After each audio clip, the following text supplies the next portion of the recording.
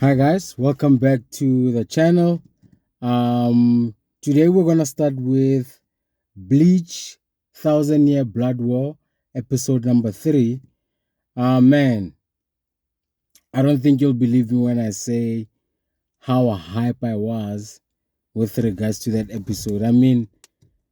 I just couldn't wait to get my thoughts out to speak to people who like-minded in the community. Just everything about that episode was everything. You think about from the previous episode, episode 5, when things started picking up, where we see that old man Yama was pissed off, highly motivated to I've got to stop cussing, but basically highly motivated to get revenge for his subordinates, you know. So the last episode, he was jetting off to go, confront these Quincy's who invaded the Soul Society, right? Um, Immediately as the episode starts and we see him walking towards that Quincy with Kampachi in his hands, and then at a blinks an eyes blink, literally had Kampachi on the floor. I was like, oh man, this is going to be good. But to my surprise, I wasn't ready. The overall um the overall story, the action, of that episode was so good, man. The quality of animation, Bleach came through. They didn't come to play, and I can only imagine some of the fights were in store for, you know. I mean, just the framing, I think when Old Man Yama started fighting with that Quincy, and one of the things that he was when they had a shot of the different captains, they had Swerphone, they had just the different captains at the different angles, showing how their morale was being lifted. That had me hyped up, um and to also see that the captain has so much strength. As you guys know, um in the past, it's been hinted that Old Man Yama is so powerful. And people like me, I don't personally watch the. I don't read the manga. Okay, I don't read the manga. I simply watch the anime. So, the knowledge of Old Man Yama's power is restricted to the anime, the animated episodes, right? So you can only imagine the build up of this guy's power. We've seen glimpses of it, obviously through the Aranka saga, back in the animation. But to see him now even use his Bankai, oh man! And I'm not even gonna lie, when he used his Bankai, the first one, the what is it, the East version of the Bankai, right?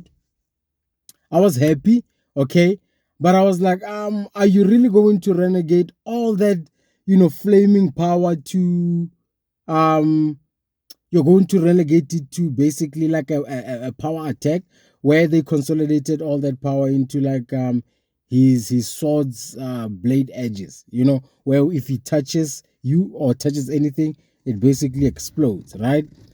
But leading up to that, when he did go on Bankai and it just sucked up all the air in the Soul Society, oh man, I was like, this is insane. This is what I'm talking about. For me, the strength and the hype of Old Man Yama was fully realized in that episode. Okay. Moving on from that Bankai, and as soon as I saw East, I was like, why East? Why East? Something is up here. There's probably gonna be like a West or something. And indeed, he came through, dude. He came through with the West, where it's his ultimate defense power, if I'm not mistaken, right? Where that Quincy couldn't touch him.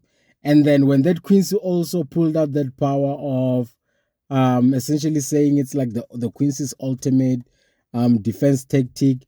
That was beautiful, dude. The animation style.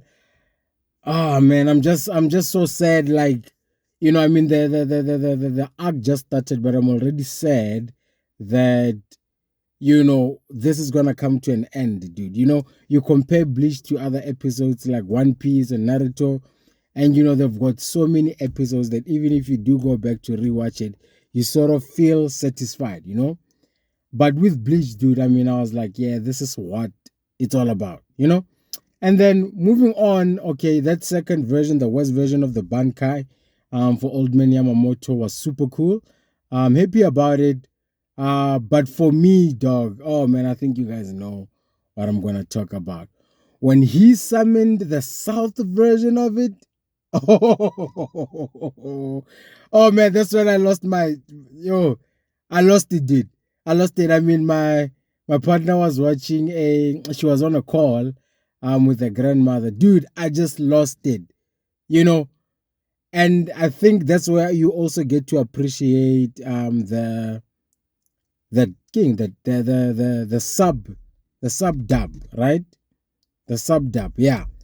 Those those versions of the anime, dude, they just have the passion, the way in which they pace their wording.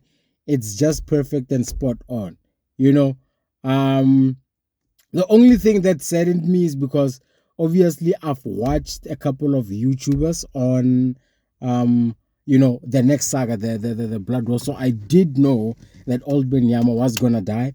And because of the hype of the episode, I knew exactly that it's gonna be that particular episode. The thing that I feel sad about is obviously him passing.